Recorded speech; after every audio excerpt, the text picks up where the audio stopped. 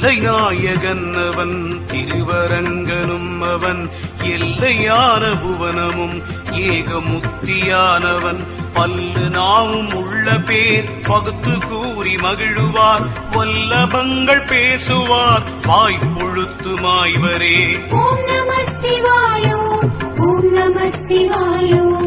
எத்திசைக்கும் எவ்வுயிர்க்கும் எங்கள் அப்பன் எம்பிரான் முத்தியான வித்துளை முளைத்தெழும் தவச்சுடர் சித்தமும் தெளிந்த வேத கோயிலும் திறந்த பின் அத்தனாடல் கண்ட பின் அடங்கல் ஆடல் காணுமே.